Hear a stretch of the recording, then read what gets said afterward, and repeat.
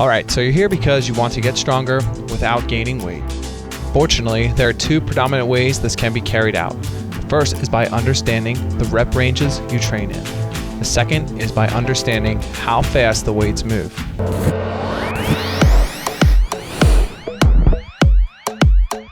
What's up everyone? My name is Mark and welcome to TrainAllSports.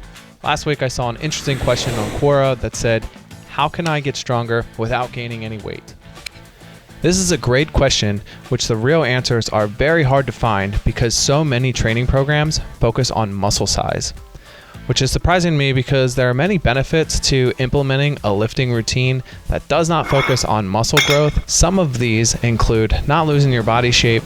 You may be like me and you don't want to gain a lot of muscle size because you start to lose mobility, or maybe you just can't perform well in the gym no matter how much you try. Now, I often wondered how to do this for many years. I was and still amazed about how smaller framed Olympic lifters, boxers, and mixed martial art fighters can be so strong for their sizes. Unfortunately, I discovered the answers after 15 years of working out. But once I made these simple adjustments to my workout, I saw incredible results, like increasing my bench press from 225 to 320 pounds in only a few short months. So I made this video because I found that many of you also want to know how to get stronger without gaining weight for either yourself or someone else. And I don't want you to lose out on 15 years of your life like I did. I mean, how amazing is it to see when someone 20, 30, or even 40 pounds lighter than someone else produce more power and lift more in the gym? So if it can be done, why is this type of lifting left out of popular exercise programs? I think it's just an old stigma that lifting weights always makes your muscles big. But the reality is that you can get strong, look great, and lift weights without getting bulky. So let's begin with rep ranges. Rep ranges for muscle size and muscle building, or hypertrophy, are in the range between 6 reps per set and typically go to 12 reps per set. In its essence, this is traditional bodybuilding and extremely common in the gym by all types of people. But those rep ranges are undesirable for someone who does not want weight gain. The rep ranges for maximum strength with no weight gain come in two parts. First, you must work in a rep range that is equal to less than 5 reps per set and is within 80 to 90% of your max. Second, you must take advantage of the 3 types of muscle contractions, which I covered in detail in part 1 of this series, by lowering the weight slowly on a 5-second count, holding the weight for an isometric for another 5 seconds, and then forcefully contract to move the weight as fast as possible. This method is great for gaining strength without gaining weight. The reason for this is that you are stimulating the motor units and nerves in your muscles to develop force. During higher rep ranges, you break down muscle to build it back bigger and stronger. But in lower rep ranges, you are training your neuromuscular system to develop force instead of training your muscle to build itself back bigger to develop force. We can further understand this by our muscle types. When lifting heavy weights, red muscle fibers or slow twitch muscle fibers burn out quickly. This leaves the fast twitch muscle fibers to take on the work. These muscle fibers have larger motor units, higher concentrations of glycogen and creatine phosphate, and more enzymes to create bursts of energy. To put it simply, heavy loads train to recruit and stimulate muscle fibers for higher power and strength.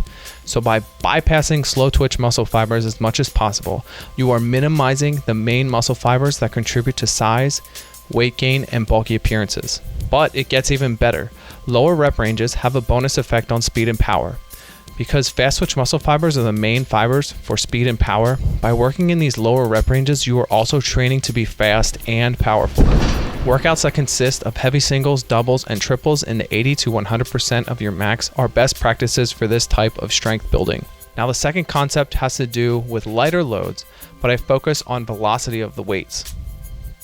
But before I detail the velocity method, there is one important concept I want you to understand about all of this for it to work properly. So please listen carefully. Everything in sports and fitness is a learned skill. If you want to gain strength without size, it comes at a price. The price you pay is practice. You must practice consistently for results. For instance, the more you practice lifting heavy weight, the better you will get at lifting heavy weight. This is the specificity concept. See, when you have a specific goal, training and practicing for that specific goal causes your body to adapt.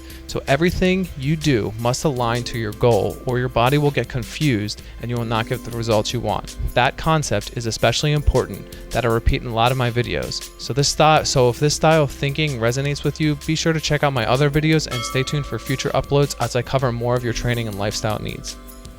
Alright, as mentioned, the second way you can gain strength without getting big involves velocity or speed at which the weights are moved. This is called velocity-based training. So let's look at something you have probably never seen before.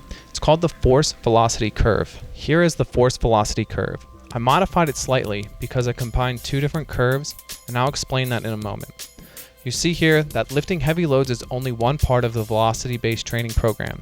Although lifting heavy loads is simple and easy, when you want to get more serious, deloading and focusing on speed instead of fully controlling the weight can also create tremendous strength without gaining weight and size. This curve depicted here uses a percent of your 1 rep max to help determine which areas to focus on. However, real velocity-based training uses equipment that attaches to weights and barbells to measure the speed at which the lifter is moving the bar. The results are then recorded on a mobile device. But then most people I know do not want extra equipment in the gym, nor they want to spend hundreds of dollars for more training devices. So I made this curve and an example to follow. Once you determine your 1 rep max, you can work your muscles on an entire spectrum.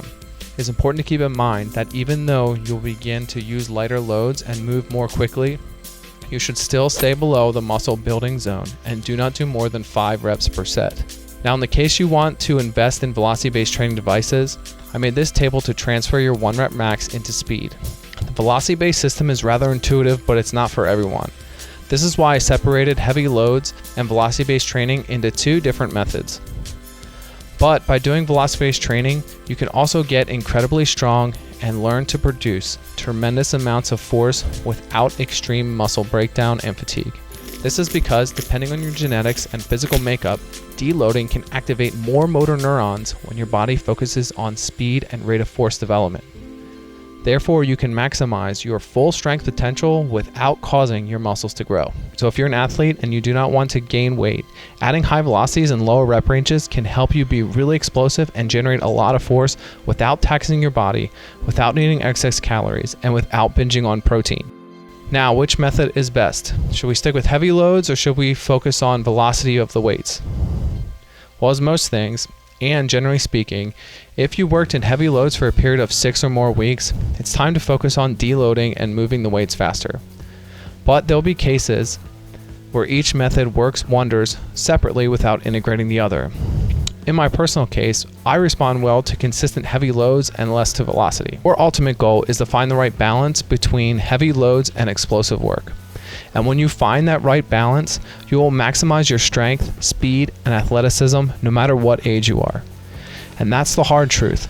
Lifting weights in the methods I've covered in this video will propel you miles ahead of others who stay within traditional lifting programs. But most importantly, you will look great, you will be lean, and you will consistently be asked how you do it so easily. That leads us to which method you are going to start with. Are you going to start with high velocity or heavy loads? Let me know right now in the comments below. I'm looking forward to your comments, and I will see you in the next video.